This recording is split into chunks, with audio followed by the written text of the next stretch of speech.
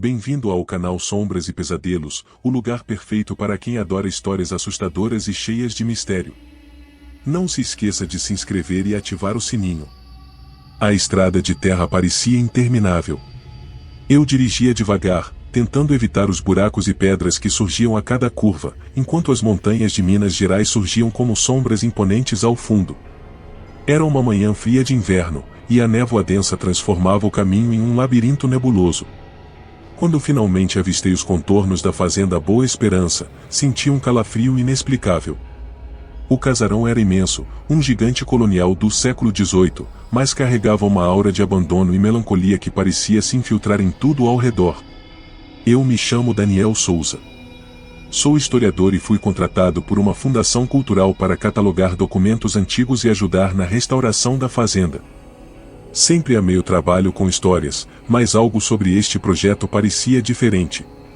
O casarão, com suas janelas quebradas e paredes cobertas de musgo, parecia mais uma ruína esquecida pelo tempo do que um lugar cheio de lembranças. Mas, ao mesmo tempo, era como se algo ali estivesse vivo e observando. Assim que estacionei o carro, um homem idoso, com chapéu de palha e botas gastas, veio me cumprimentar. Ele se apresentou como seu Geraldo, o guia local. Seja bem-vindo, moço. A fazenda tá precisando de quem mexa nesses papéis velhos. Mas vou logo avisando. Boa Esperança tem história, viu? Disse ele, com um sorriso que não alcançava os olhos. Entrei no casarão acompanhado por seu Geraldo. O ar lá dentro era pesado, cheirava a madeira velha e poeira. Os móveis cobertos por lençóis brancos pareciam fantasmas parados no tempo. Cada passo que eu dava fazia o assoalho render, um som que ecoava pelos corredores longos e escuros. Enquanto caminhávamos, seu Geraldo começou a contar a história da fazenda. Ela fora uma das mais prósperas da região durante o ciclo do ouro e, mais tarde, se destacou pelo cultivo de café. Mas a riqueza do lugar tinha seu preço. Dizem que o dono, Antônio Valadares, era um homem cruel, capaz de tudo para proteger o que era dele, explicou ele. Havia histórias de escravizados que tentaram fugir e nunca foram vistos novamente. Muitos acreditavam que os corpos estavam no Poço dos Lamentos, um poço antigo nos fundos da fazenda, cercado de lendas. Eu tentei rir para disfarçar o incômodo. Lendas sempre fazem parte de lugares assim, né? Respondi, mas algo nos olhos de Geraldo me fez hesitar. Ele não estava contando aquilo como uma história para assustar. Ele acreditava. Ao anoitecer, já sozinho no casarão, comecei a organizar meu equipamento e os primeiros documentos. O silêncio da fazenda era ensurdecedor, interrompido apenas pelo vento que fazia as janelas vibrarem e pelas batidas ocasionais do portão de ferro enferrujado. Enquanto lia uma carta amarelada pelo tempo, ouvi um som vindo do corredor. Eram passos, e leves, arrastados, mas inconfundíveis. Levantei-me, tentando acalmar meu coração que parecia querer sair do peito. Tem alguém aí? Perguntei, a voz ecoando no vazio. Nenhuma resposta. Peguei minha lanterna e fui até o corredor. Estava vazio. Mas, ao olhar para o final do corredor, vi a porta do escritório principal entreaberta. Eu tinha certeza de que a deixei fechada. A porta rangeu suavemente enquanto eu a empurrava, e o som ecoou pelo casarão vazio. O escritório era o cômodo mais intacto que eu havia visto até então, como se o tempo tivesse parado ali. A luz da lanterna varreu o ambiente, revelando prateleiras de madeira carregadas de livros empoeirados, papéis espalhados sobre uma mesa de mogno e um velho relógio de parede que, como o resto da fazenda, estava parado no tempo.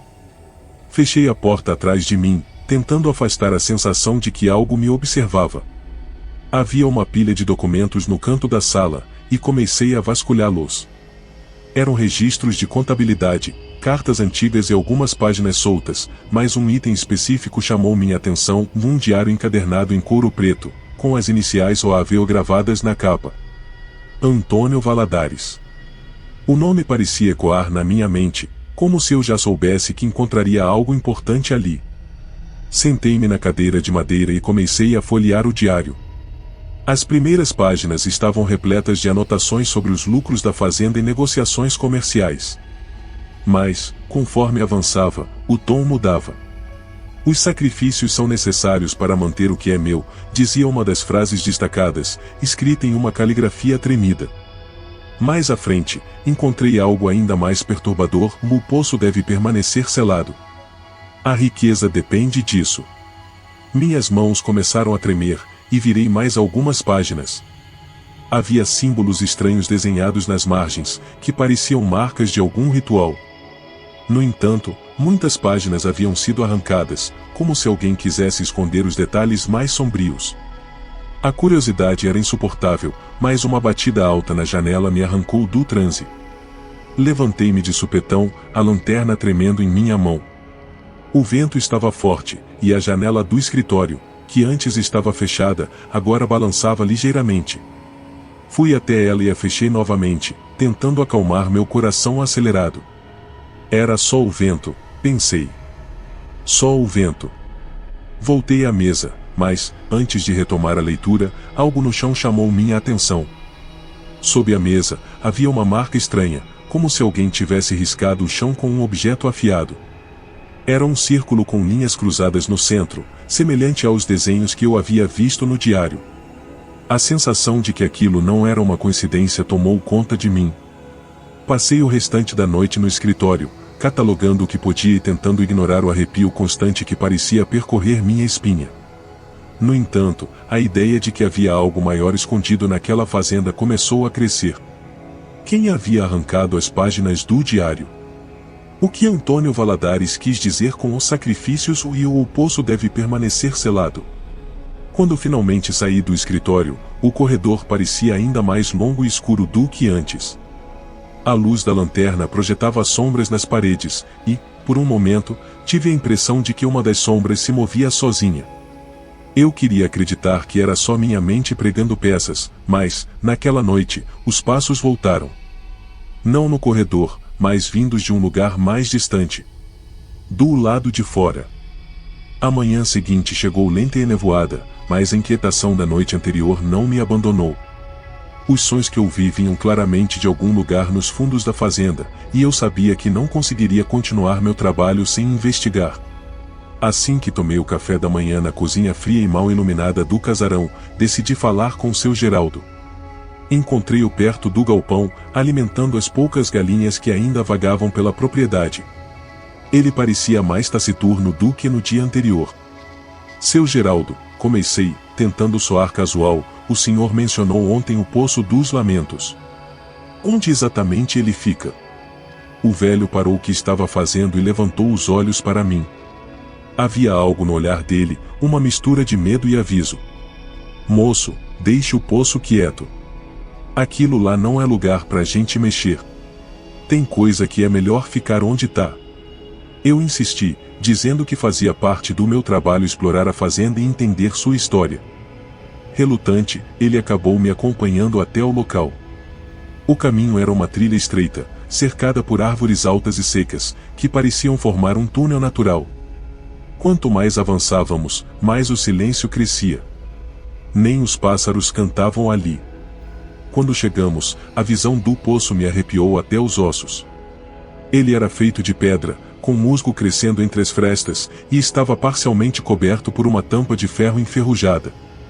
Ao redor, o solo parecia mais escuro, como se nunca tivesse secado completamente. Seu Geraldo se manteve a uma distância considerável, cruzando os braços como quem tentava afastar um mau presságio. Dizem que foi aqui que os escravizados que tentaram fugir foram jogados, ele murmurou, quase como se estivesse falando consigo mesmo. Os gritos, e dizem que ainda dá para ouvir os gritos. Aproximei-me devagar, ignorando o nó que se formava no meu estômago. Quando me inclinei para olhar para dentro do poço, tudo o que vi foi escuridão. Era um vazio absoluto, mas havia algo estranho. O ar ao redor parecia mais pesado, e um leve sussurro ecoava lá de dentro. Não era o vento. Era um som humano, de vozes entrecortadas, como se alguém estivesse chorando. Você ouviu isso? Perguntei, virando-me para seu Geraldo. Mas ele já estava voltando pela trilha, murmurando algo que não consegui entender.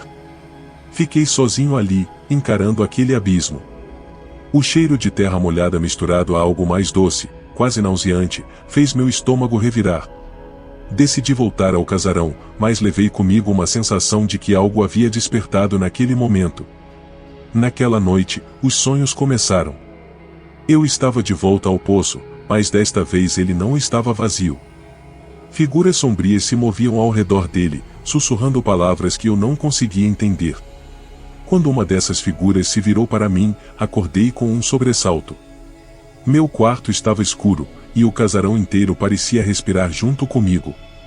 Os passos voltaram, mas agora vinham da direção do escritório. Meu coração disparou enquanto eu me levantava, mas, antes que pudesse sair do quarto, algo chamou minha atenção pela janela. Olhei para fora, e, à luz fraca da lua, vi algo se movendo perto do poço.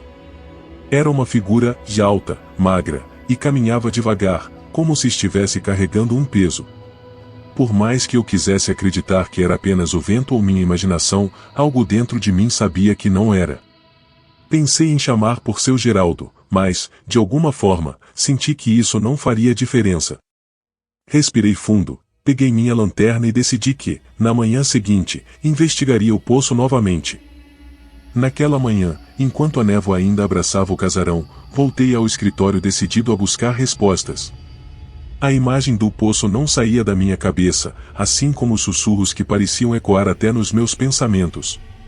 Sentei-me à mesa e abri novamente o diário de Antônio Valadares, esperando encontrar algo que me ajudasse a entender o que estava acontecendo.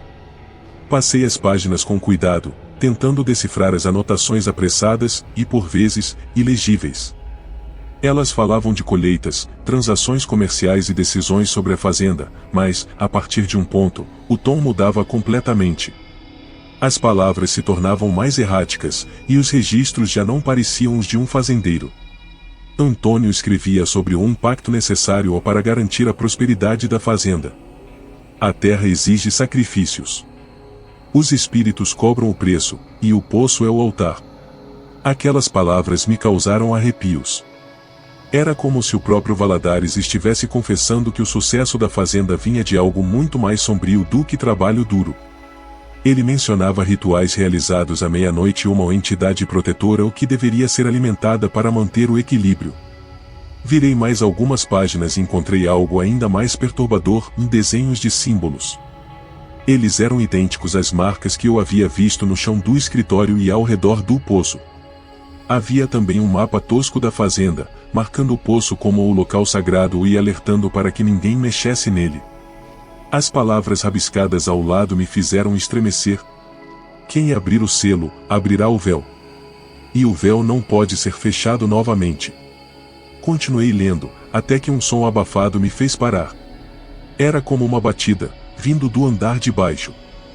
Respirei fundo, tentando me convencer de que era apenas o vento.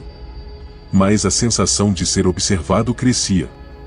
Levantei-me e olhei pela janela do escritório. A névoa lá fora parecia mais densa, como se algo estivesse se movendo entre ela.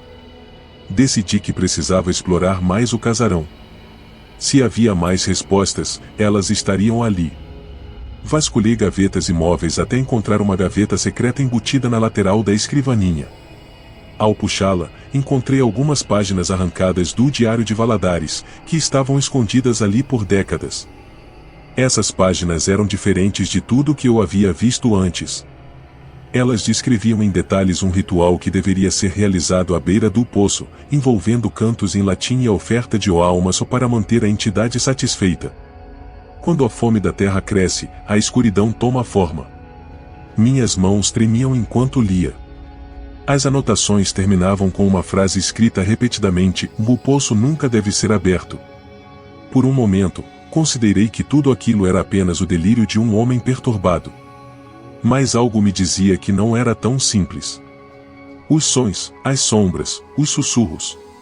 Eles não eram fruto da minha imaginação. Alguma coisa estava esperando.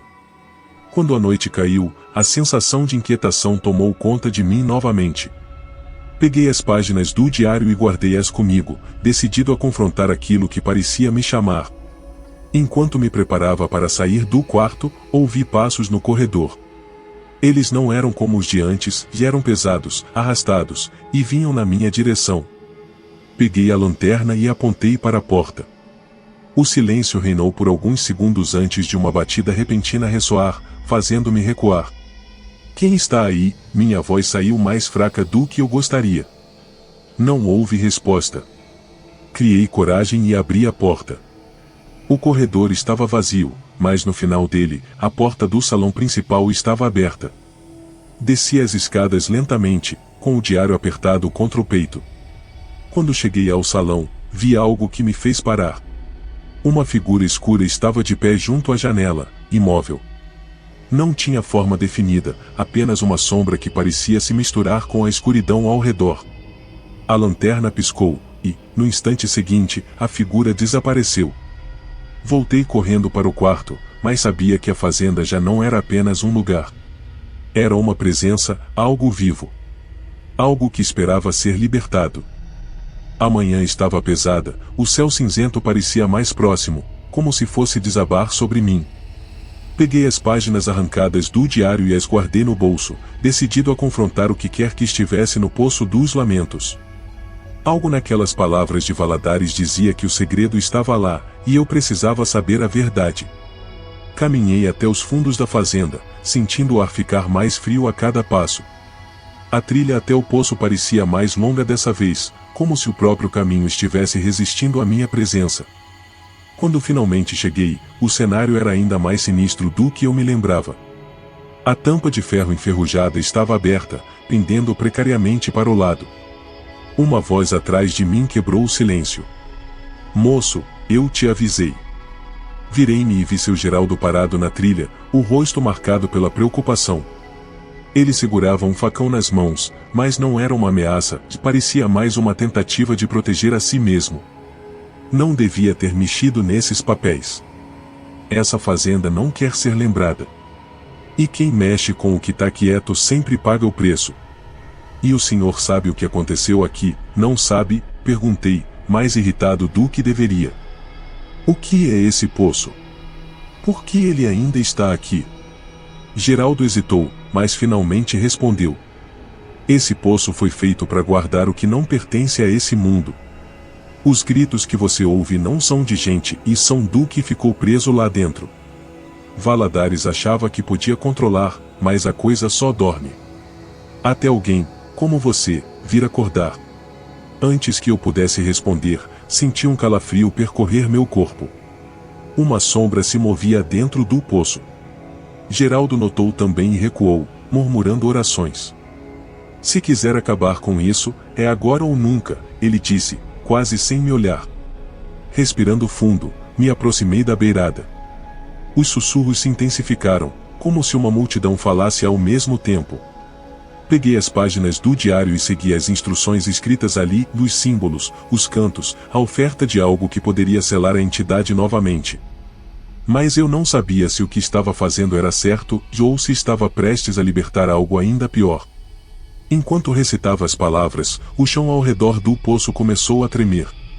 A tampa de ferro caiu com força, e uma névoa escura começou a subir. Era como uma fumaça densa, mas viva, e logo tomou forma. A entidade era alta, composta de sombras que se retorciam, e seus olhos brilhavam como brasas. Você não pode ficar aqui, gritei, segurando as páginas na mão enquanto o vento ao redor se intensificava. A entidade avançou lentamente, e foi então que Geraldo, com um grito desesperado, jogou o facão em direção ao poço. Ele não atingiu a entidade, mas o som do metal ecoou como um trovão. A sombra hesitou, e aproveitei para queimar as páginas com meu isqueiro. As chamas iluminaram o ar pesado, e um grito profundo, como o de várias vozes juntas, ecoou do poço. A sombra começou a recuar, sendo sugada de volta para a escuridão. Quando tudo terminou, o silêncio voltou. Mas não era um silêncio de paz, e era o silêncio de algo que ainda estava lá, esperando. Eu e Geraldo nos afastamos em silêncio, mas sabíamos que nada havia acabado. O casarão parecia ainda mais vazio quando voltamos. O silêncio que reinava não era de alívio, mas de algo que permanecia inacabado. Geraldo não disse uma palavra durante o caminho de volta. Suas mãos tremiam, e seus olhos evitavam os meus. Enquanto arrumava minhas coisas para ir embora, uma sensação de derrota me consumia. Tinha feito o que o diário dizia, mas não conseguia me convencer de que a fazenda estava livre. O peso do poço ainda estava lá, como uma presença que se recusava a partir. Naquela noite, dormi em um hotel na cidade.